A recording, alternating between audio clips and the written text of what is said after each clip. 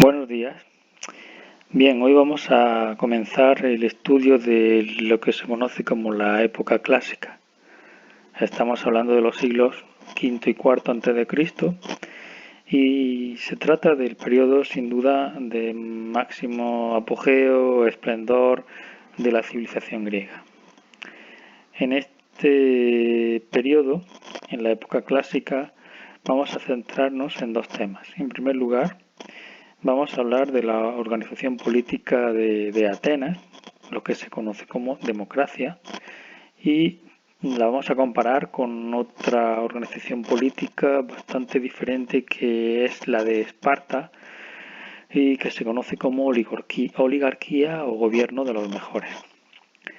Por un lado, entonces, hablamos de esta organización política y en segundo lugar, y ya en otro vídeo, hablaremos de la guerra en la época clásica y fundamentalmente en el siglo V. Pero vamos hoy a tratar el tema de la organización política ateniense y espartana. Atenas se considera como el origen de la democracia, una polis democrática en la que todos los ciudadanos formaban parte de la asamblea, que en griego se conoce como eclesia. Se trata de una democracia directa en la que estos ciudadanos se reúnen varias veces al mes para debatir, votar y decidir. La cuestión es saber quiénes son estos ciudadanos y cuántos son dichos ciudadanos. Para ser ciudadano ateniense había que cumplir dos requisitos fundamentales. El primero, haber nacido en Atenas de padre y de madre atenienses. Y el segundo, haber cumplido el servicio militar. Estamos hablando de una población de alrededor de unos 20.000 atenienses que se reunirían en una explanada a las afueras de la ciudad. Seguramente, no sabemos exactamente la frecuencia, pero oficialmente se reunirían entre 2 y 3 veces al mes. De esta asamblea o eclesia surgirían el resto de las instituciones. Destacamos la Bulé. La Bulé es un consejo permanente de esta asamblea, es decir, la asamblea no podía estar continuamente reunida. Y este consejo de los 500, porque eran 500 los que la formaban, podían abordar cuestiones urgentes en tanto la Iglesia no estaba reunida en su conjunto.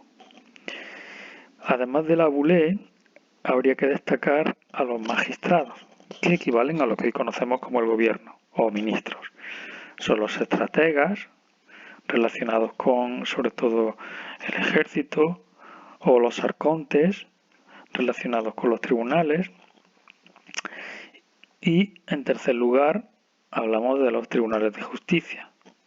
Por lo tanto, la originalidad de Atenas consiste en que, por un lado, todos los que gozan de la ciudadanía forman parte de la Iglesia y pueden formar parte de la Bulé, de las magistraturas o de los tribunales de justicia. Y, por otro lado, el hecho de que sea una democracia directa, una organización política totalmente original y nueva que, hoy en día se considera como la base del sistema político, de los regímenes políticos occidentales. Si bien nuestras democracias no son directas, evidentemente, sino representativas, es decir, elegimos a unos representantes. Ese modelo democrático o democracia ateniense se contrapone al modelo espartano basado precisamente en la oligarquía, es decir, son los mejores, son unos pocos los que disfrutan y ejercen el poder. No obstante, hay que decir que en el modelo espartano también existía una asamblea denominada apella, que estaba formada por todos los hombres libres o ciudadanos espartanos mayores de 30 años. Pero, sobre todo, el principal poder recaía en esta gerusía o consejo de los ancianos, que eran los que realmente proponían, elaboraban las leyes y tenían la máxima autoridad. Incluso podían juzgar a los dos reyes que son, digamos, los jefes militares de Esparta. A su vez existían los éforos o magistrados, que eran los que ejecutaban o gobernaban, ejecutaban las decisiones de la gerusía, es decir, los que gobernaban. Bon, d'accord, maintenant on va travailler la démocratie athénienne. Pour commencer, on va lire cette partie titrée citoyens et non-citoyens. Bon, le mot-clé, c'est évidemment citoyen. Au sommet de la société, se trouvaient les citoyens athéniens. Mais pour être citoyen, il faut avoir plus de 20 ans, être des pères et des mères athéniens et avoir accompli un service militaire de 2 ans. Maintenant, je vous montre les citoyens. Voilà. Environ 40 000 Athéniens étaient citoyens. Par contre, les non-citoyens étaient les femmes, les métèques, c'est-à-dire les étrangers et les esclaves.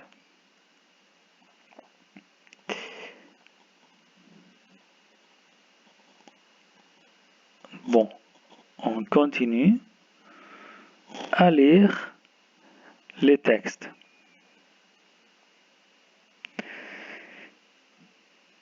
Les femmes athéniennes sortent rarement de la maison où elles dirigent les esclaves domestiques. Elles n'ont pas les droits de vote, ni d'autres droits politiques. En deuxième, les métèques. Les métèques sont les étrangers d'origine grecque domiciliés à Athènes. Ils ne peuvent pas participer au gouvernement de la cité, ni posséder des terres ou des maisons. Ils doivent aider à la défense d'Athènes et payer une taxe de résidence. Et en troisième, les esclaves, très nombreux, n'ont aucun droit. Ils appartiennent à des particuliers qui peuvent les vendre ou les libérer et qui décident de tout pour eux.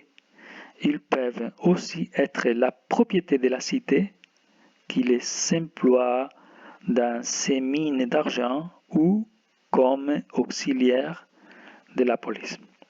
Bon, mais il faut surtout retenir qu'il y a d'un côté les citoyens et de l'autre côté les non-citoyens qui n'ont pas de droits politiques, c'est-à-dire les femmes, les métèques et les esclaves. Par rapport aux citoyens, bon, il faut remarquer l'assemblée appelée l'Ecclésia, laquelle se réunit plusieurs fois par mois sur les Nyx, une colline en face de l'acropole. Les fonctions de l'Ecclésia étaient voter les lois, déclarer la guerre et débattre les questions principales de la ville. Bon, je vous montre maintenant le plan d'Athènes où vous pouvez voir l'agora, c'est la place, l'acropole, c'est-à-dire l'endroit religieux hellénique, il s'agit du lieu des réunions de l'Ecclésia. Pour finir, on va essayer de résumer les idées clés de la démocratie à Athènes.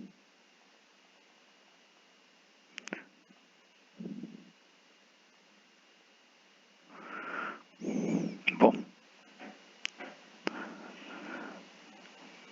Pendant des siècles, Athènes est dirigée par un petit nombre de riches familles. Au VIe siècle avant Jésus-Christ, Pisistrate et ses fils s'emparent du pouvoir par la force. Ils exercent une tyrannie.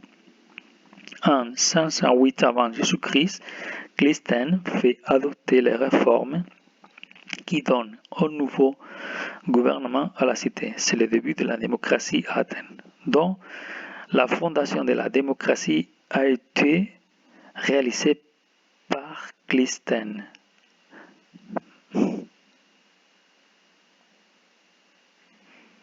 Pour finir, je vous montre un paragraphe, je vais lire, voilà, un paragraphe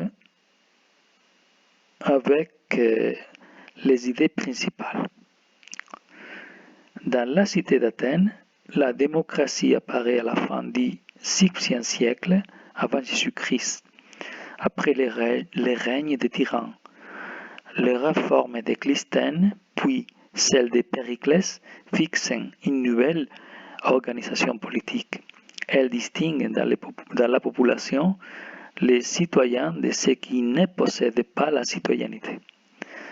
Et ici, vous pouvez voir Périclès, qui a été le dirigeant politique et militaire d'Athènes et qui a fait évoluer la démocratie au 5e siècle avant Jésus-Christ. C'est grâce à lui que la plupart des citoyens ont acquis le droit de participer à la vie politique.